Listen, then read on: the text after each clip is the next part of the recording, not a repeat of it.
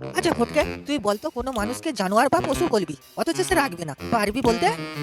তো চটকে সেটা আবার হয় নাকি? কোনো মানুষকে জানোয়ার বা পশু বললেই আমার সাথে ওই জানোয়ার বা পশুর মতোই ব্যবহার করবে? কিন্তু আমি পারবো, কেউ যদি আসে তাকে জানোয়ার বা পশু বলে এবং প্রমাণ করে দেখিয়েও দিতে পারবো। তুই দেখবি বল। তাই নাকি? কই দেখা দেখি। ওই দেখ, মনে হচ্ছে কেউ আসছে এদিকে। আহা, ফটকের সঙ্গে তো দেখা হয়ে গেল।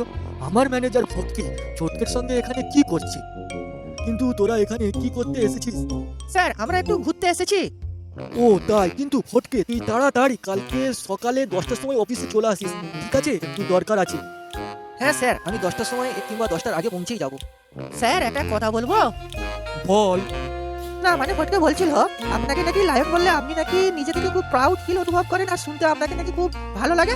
ফটকে ঠিকই বলেছে, আমাকে যদি কেউ লায়ন বলে আমাকে শুনতে ভালো লাগে। কিন্তু স্যার, লায়ন তো একটা পশু। অবশ্যই লায়নকে একটা হিংস্র প্রাণী বা পশু বলা যাবে। ঠিক আছে, তোরা কথা বল, আমি আসছি, আমার একটু তাড়া আছে রে। হ্যাঁ স্যার, আপনি আসতে পারেন। কিন্তু স্যার, লায়ন একটা পশু হবার সত্ত্বেও আপনাকে লায়ন বললে ভালো লাগে? হ্যাঁ চটকে, ভালো লাগে, তবে আমার একটু তাড়া আছে, আমি আসছি, আবার পরে দেখা হবে।